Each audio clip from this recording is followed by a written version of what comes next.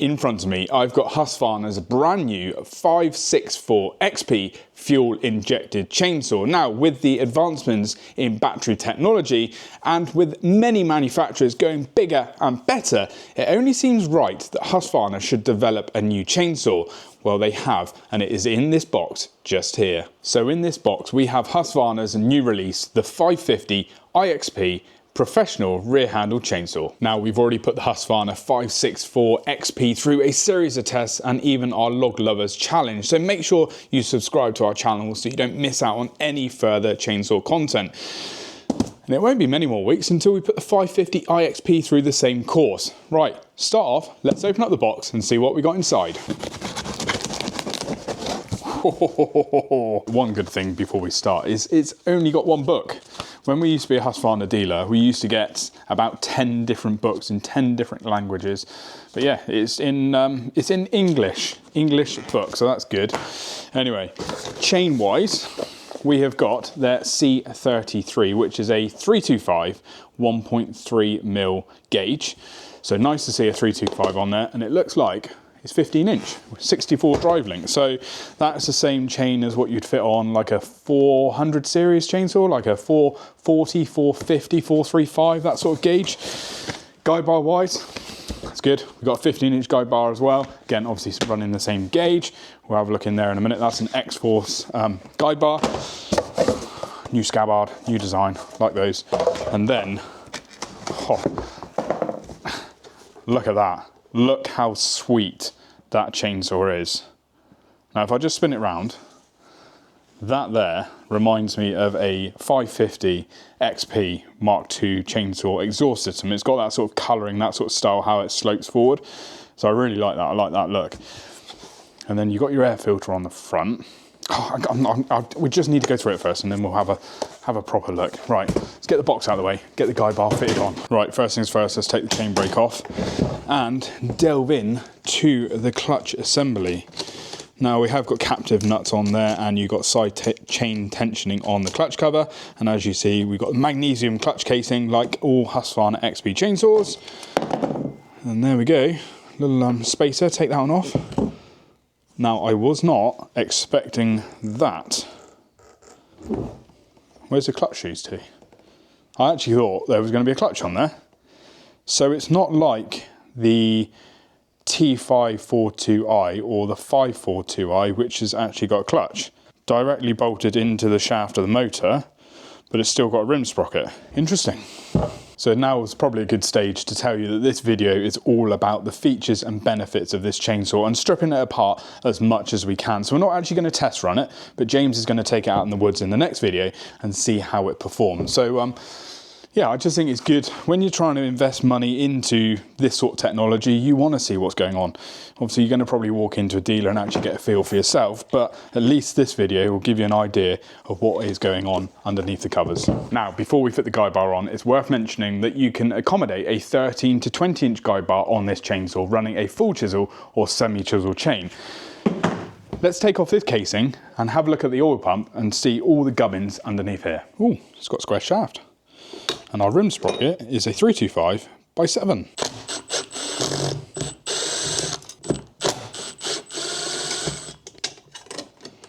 There's like a million different Torx heads on this machine. But one thing, it does look straightforward. I don't think the oil pump is that dissimilar to the 564 we looked at the other day. And it is adjustable.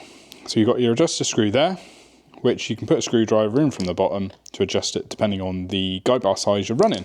And the oil pump, or the oil worm gear, again plastic, replaceable if it was to go wrong. But one thing I do like is in here, you have got a bearing supporting the shaft coming out of the motor. That is very nice to see. Now, you might notice this little honey has got a wire coming into the back of the handle. And that is because we are very lucky, because Husqvarna sent us a 564 XPG and a 550i XPG. Now, that is heated handlebars. So on a cold day, you can turn your heat handlebars on and you've got heat coming out the rear of the handle as well as the wrap handle. Very, very nice. Now weight-wise, 4 kilos, both machines there or thereabouts.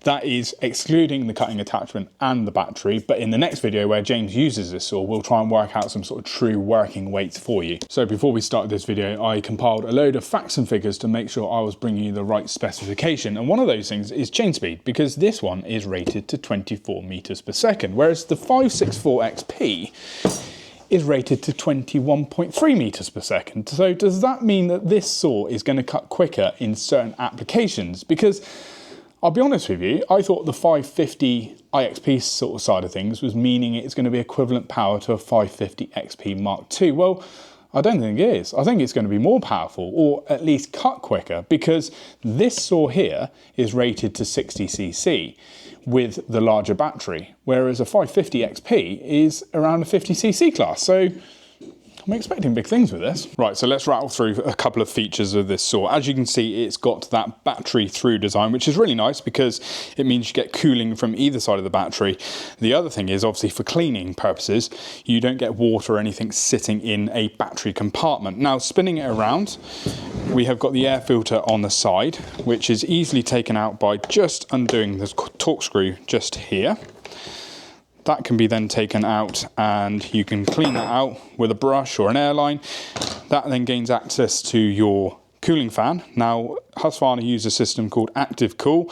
So the fan is supplying cool air to the ECU and the motor assembly, keeping everything obviously running at its optimum. We got the nice flip up caps that we all know and love on Husqvarna. You're never gonna not do those up and have oil dripping down your leg like I have done in many a time. And as with all Husqvarna XP chainsaws, you've got the raised felling sights on the side of the casing. You've got the dogging spikes on here. You've got the magnesium casing itself. And another added addition is you've got a wider clutch cover to allow the debris to be removed from cutting while you're using it. Not only that, it's IPX4 weather rated, so it means it's rain resistant. Now, the bit I've been looking forward to, taking off this front cover. Think of it as our exhaust if we had a petrol machine. Now, there might not be anything underneath here. We might be barking up the wrong tree, excuse the pun, but let's take these two screws out and see what's going on. Oh, look, AA batteries. Look at that. Yeah, ECU and stuff. I presume servicing port, connection to your switch. Don't know what these are doing. Not going to get involved with that.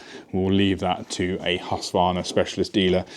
But at least you can get in there pretty easily and clean everything out. Now, one thing I really do like the look of is the size of the wires we got going on here. Now, I'm presuming that is positive and negative coming from the battery. I don't know, but look at the size of them. They've got to be 8 mil wide. So that means there is going to be, well, presumably so much draw from that battery. So expecting a huge amount of power from this puppy.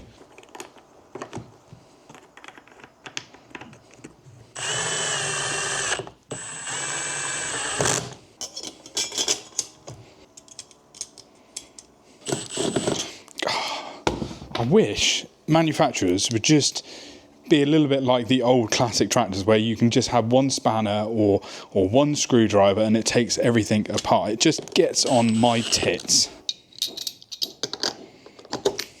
Now, the clutch drum is held into place by a Torx-headed bolt. Now, I'll be honest with you, I have actually wrecked the head on that because the thread is different to a normal clutch on a petrol chainsaw. So when you go to smack your clutch off, you knock it that way like the direction of the chain, whereas this one is a normal thread. So, obviously I went the wrong way, thinking it was the other way.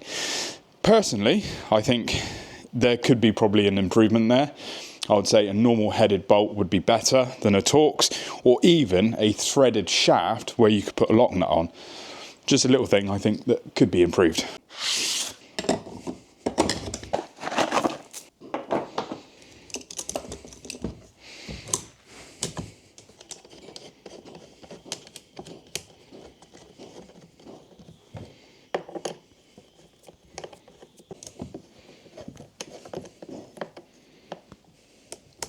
So Husqvarna have supplied two batteries. They supplied the B330 and the B540. Now, this one is a 9 amp hour and this one is 15 amp hour. The smaller one is obviously going to be lighter, so it's designed for tree surgeons, anyone that needs less weight, more maneuverability. And then the larger one for more groundwork and more demanding use, especially if you're cutting and logging bigger timber. Now, the smaller battery produces 2.5 kilowatts of power.